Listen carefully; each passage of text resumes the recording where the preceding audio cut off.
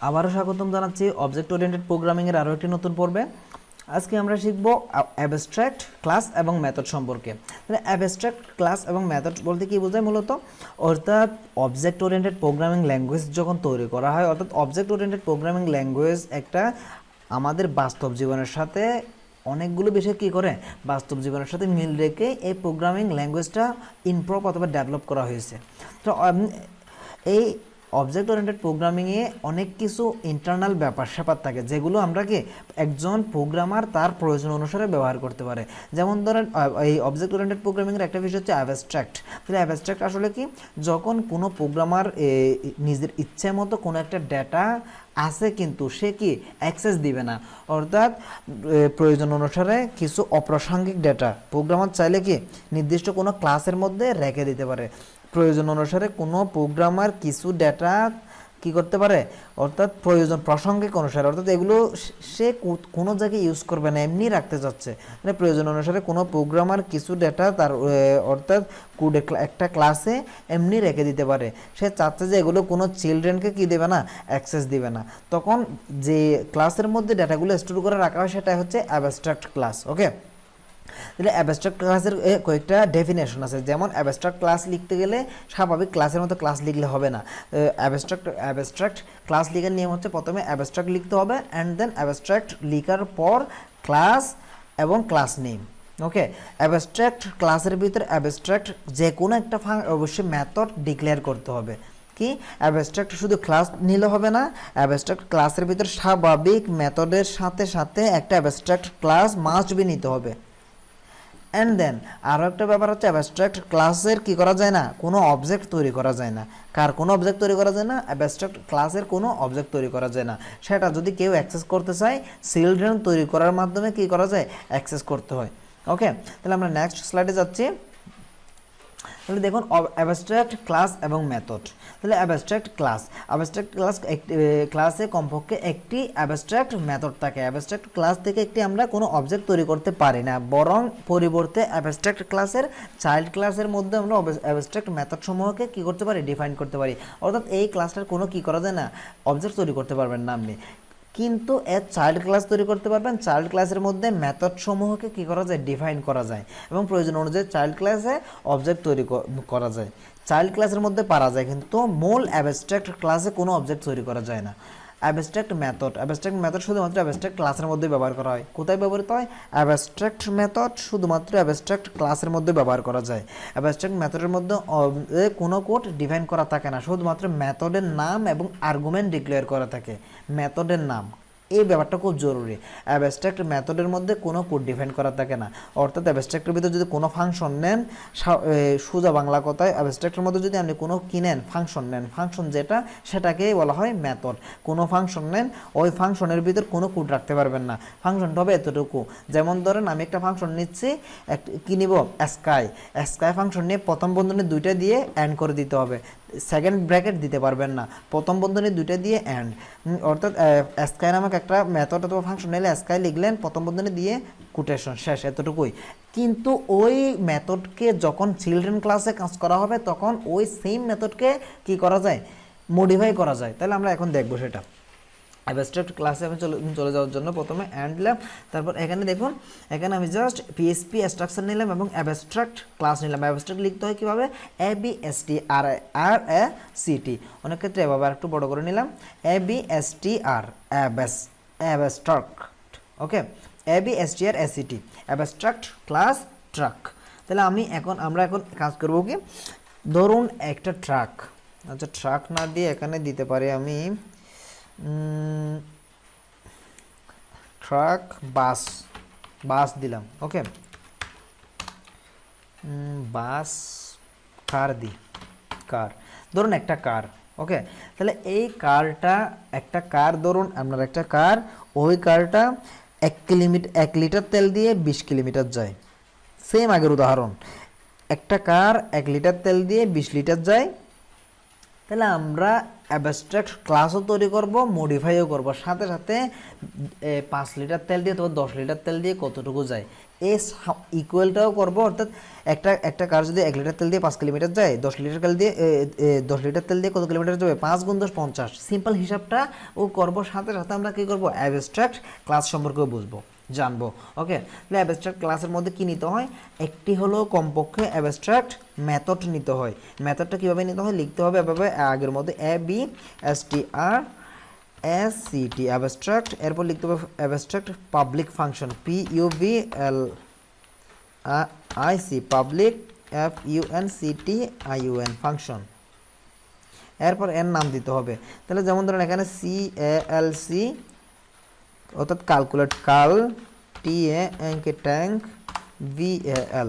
তাহলে এখানে একটু আমরা ক্যামেল কেস স্টাইলে লিখি কাল ট্যাঙ্ক ভ্যালু। এর মানে হচ্ছে আমরা এখানে এই ফাংশনটা ইউজ করে, এই মেথডটা ইউজ করে কি করব, এই মেথড ইউজ করে আমরা টোটাল কারে কত লিটার, অর্থাৎ টোটাল কারের ক্যালকুলেশনটা করবো। অর্থাৎ কারে 5 লিটার তেল দিলে কয় কিলোমিটার যাবে, 10 লিটার তেল দিলে কয় কিলোমিটার যাবে, সেটা ক্যালকুলেট করব। Cal tank value, calculate tank value.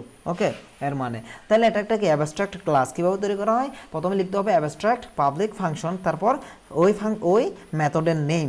ঠিক আছে, এটা অ্যাবস্ট্রাক্ট মেথড অথবা অ্যাবস্ট্রাক্ট ফাংশন, যেটা ফাংশন লেখা আছে। কিন্তু অবজেক্ট ওরিয়েন্টেড প্রোগ্রামিংয়ের বেলায় আমরা ফাংশনকে বলি মেথড, এর জন্য এটা একটা অ্যাবস্ট্রাক্ট মেথড। এই অ্যাবস্ট্রাক্ট মেথডের ভিতর আপনি যদি চান কি করতে পারবেন, স্বাভাবিক ফাংশনও লিখে যাবে। যেমন এখানে আমরা একটা পাবলিক ফাংশন লিখব, তাহলে পাবলিক ফাংশন লেখার আগে আমি একটা PROTECTED প্রোটেক্টেড একটা ভ্যালু নিব, সেটা হচ্ছে TANK tank VALUE tank value. Tank value নামক একটা কি নিলাম, প্রপার্টি নিলাম। এই প্রপার্টিকে এখন কি করব, মডিফাই করব। PUBLIC public function FUNCTION public function কি নাম দিব, TANK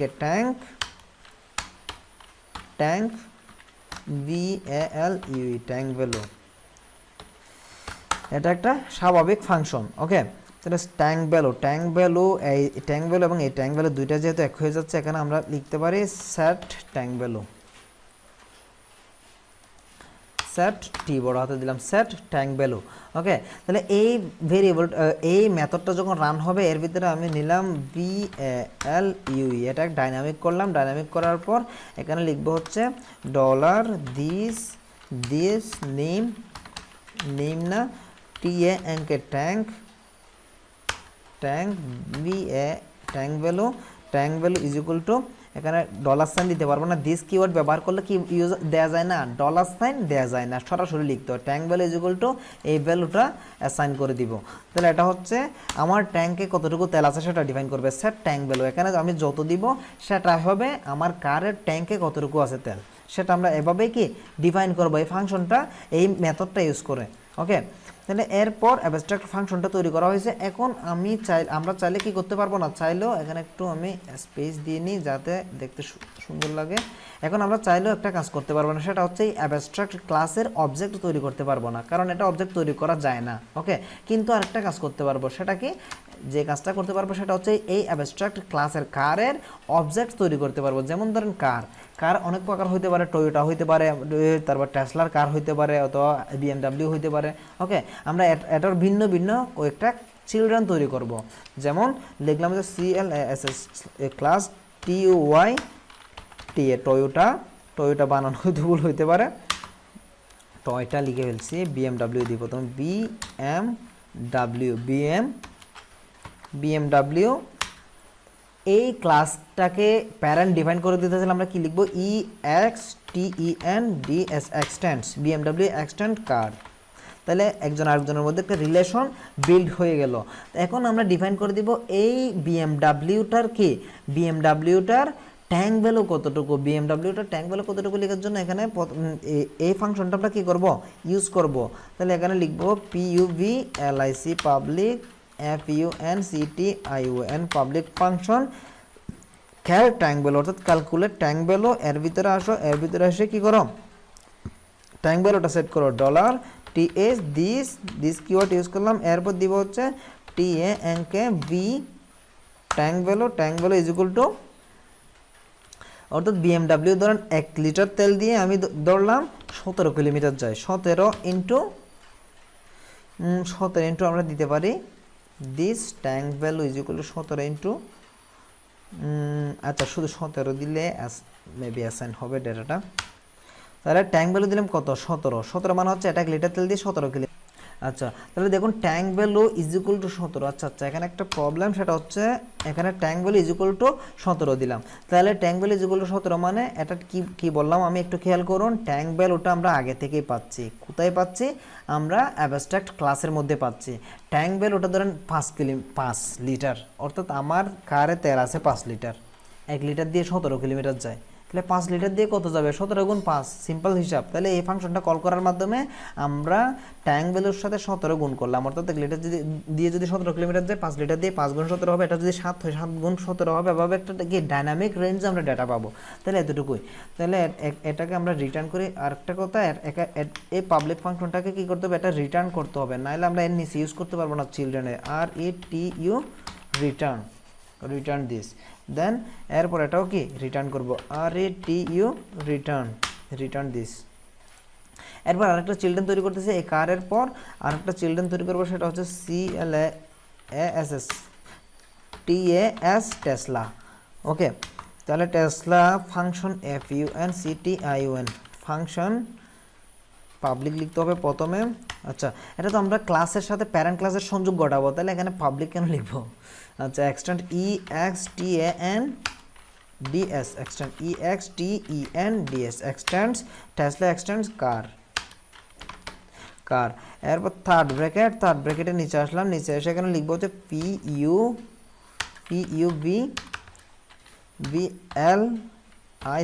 আমাদের ওই আগের ক্যাল ট্যাঙ্ক ভ্যালু ওই ফাংশনটা ইউজ করবো। অ্যাবস্ট্রাক্ট ক্লাসটা আমরা কি করবো, এখানে অ্যাবস্ট্রাক্ট ক্লাস না অ্যাবস্ট্রাক্ট মেথডটা আমরা এখানে ইউজ করবো। তাহলে লিখবো FUNCTION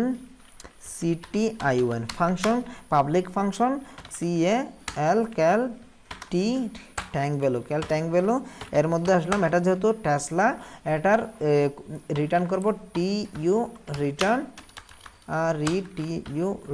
রিটার্ন $TS দিস, তারপর হচ্ছে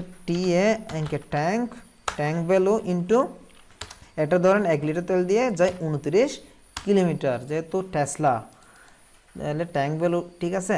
ওকে, তাহলে আমরা এখন এই দেখুন এখানে কয়টা অবজেক্ট তৈরি করতে পারবো, দেখুন এটা একটা ক্লাস, এই দুইটা ক্লাসের আমরা অবজেক্ট তৈরি করতে পারবো, কিন্তু অ্যাবস্ট্রাক্ট ক্লাসের অবজেক্ট তৈরি করতে পারবো না। ওকে, তাহলে আমরা এই দুইটা ক্লাসের দুইটা অবজেক্ট তৈরি করে এই দুইটা ক্যালকুলেশন এন্ড করব।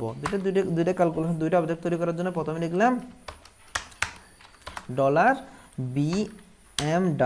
BMW OBJ, দেন এরপর দিলাম BMW এর অবজেক্ট, অর্থাৎ এটা নিউ BMW। ওকে, তাহলে BMW লিখে এটা একটা অবজেক্ট হলো। তাহলে এই অবজেক্টের এরপর আরেকটা অবজেক্ট তৈরি করবো আমরা, ডলার একসাথে করব নাকি আলাদা করে করব, আলাদা করে করি আমরা। তাহলে BMW অবজেক্ট তৈরি করলাম। এখন BMW অবজেক্টের ভিতর ডেটাগুলো আমাদের কি করতে হবে, অ্যাক্সেস করতে হবে। অ্যাক্সেস করার আগে আমাদের প্রথমে একটা ডিফাইন করে দিতে হবে, সেটা হচ্ছে এই দেখুন public function set tank value. প্রথমে সেট ট্যাঙ্ক ভ্যালু, এটা এখান থেকে কপি করেন, সেট ট্যাঙ্ক ভ্যালুটা ডিফাইন করে দেওয়ার জন্য আমরা লিখব BMW অবজেক্ট, এন্ড করে দিছি BMW অবজেক্টের পর ডিফাইন, এখানে আমি সেট ট্যাঙ্ক ভ্যালু, অর্থাৎ আমার আমার গাড়ির ট্যাঙ্কে কত লিটার তেল আছে সেটা আমি এখান থেকে কি করে দিব, ডিফাইন করে দিব। একটাতে 5 দিলাম। ওকে, তাহলে এরপর BMW অবজেক্ট। এখন এই BMW অবজেক্ট থেকে আমরা কি করব, ডেটাটা বের করে আনবো, ড্যাশ দিয়ে। এখন আমরা কি করব, এটা রান করব এই ফাংশনটা CAL ট্যাঙ্ক ভ্যালু। তাহলে এটাকে অবশ্যই ইকো করতে হবে, ECHO, যেহেতু ওখানে রিটার্ন করা আছে এখানে ইকো করতে হবে। এখন আমরা যদি রিফ্রেশ দিই একটা ডেটা পাবো আমরা, রিফ্রেশ 85। তাহলে এটা 5 লিটার তেল যদি থাকে, 1 লিটার তেল দিয়ে 5 লিটার তেল দিয়ে কতটুকু যাবে, 85 কিলোমিটার যাবে, যেহেতু 1 লিটার তেল দিয়ে 17 কিলোমিটার যায়। এটা কি BMW।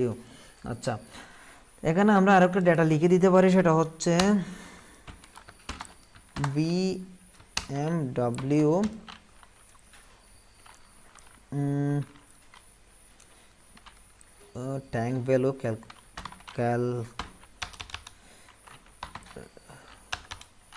go to this range, BMW go to this range নামক একটা টেক্সট শো করাচ্ছি। দেন এরপর আমরা আরেকটা অবজেক্ট নিব, সেটা হচ্ছে টেসলা, TES